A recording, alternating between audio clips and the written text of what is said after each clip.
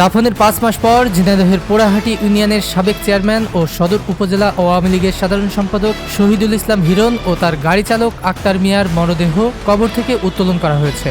বৃহস্পতিবার সকালে আদালতের আদেশে সদর উপজেলার আড়ুয়াকান্দি ও ভূপতিপুর গ্রামের পারিবারিক কবরস্থান থেকে নিহত দুজনের মরদেহ উত্তোলন করা হয়। হিরণ চেয়ারম্যানের লাশ তোলা হবে তাই দেখতে আসছে, দেখলাম তুলে নিয়ে গেল গাড়িতে। 5 আগস্ট তার ঝিনাইদহ থেকে বাসাতে মারা হয়েছে। তার লাশ মর্গে নিয়ে যায়, সেখানে এসে আনি আমরা আড়ুয়াকান্দি লোকসভা থেকে জানাজা করে মাঠে দিই। আজকে তার উঠানো হলো মারা। এ সময় উপস্থিত ছিলেন নির্বাহী magistrate Boni Amin, doctor, police ও সেনাবাহিনীর সদস্যরা।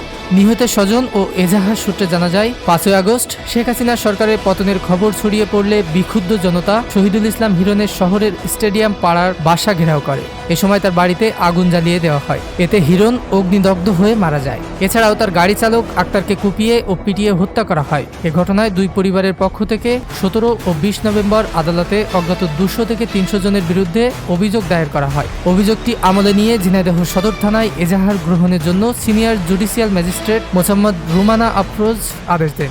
শহীদুল ইসলাম হিরণ সদর থানা আওয়ামী লীগের সাধারণ সম্পাদক ছিলেন।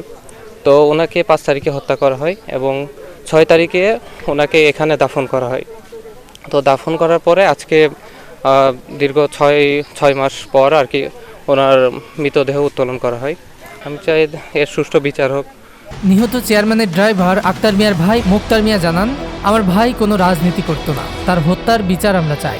আজকে হচ্ছে ধরেন কোর্টের মাধ্যমে আইএসে এসে ধরেন কবর উত্তোলন করছে ময়নাতদন্ত করার জন্য। এখন আমার ভাইয়ের যেহেতু আমার ভাই ড্রাইভার, আমি আমার ভাইয়ের বিচার চাই, সুস্থ বিচার চাই। নিহত চেয়ারম্যানের ভাতিজা ও মামলার বাদী জিয়াউল আলম বিলু জানান, ঝিনাইদহ সদর ম্যাজিস্ট্রেট আদালতে অজ্ঞাত 200 থেকে 300 জনের বিরুদ্ধে অভিযোগ দায়ের করা হয়েছে। মামলা তদন্ত দাবি করছি। 20 নভেম্বর আমি ম্যাজিস্ট্রেট কোর্টে উপস্থিত হই এবং ম্যাজিস্ট্রেট কোর্টে উপস্থিত হয়ে একটা মামলা দায়ের করি অজ্ঞাতনামা। 200-300 একটা আনুমানিক দিচ্ছে যে 200-300 অজ্ঞাতনামা উশৃঙ্খল জনতার মানে এই মামলাটা হচ্ছে যে অজ্ঞাতনামা করে তারকে 200-300 জনের উল্লেখ করে একটা মামলা করে। না, আমার জানা মতে এখনো কোনো কেউ গ্রেপ্তার হয়নি।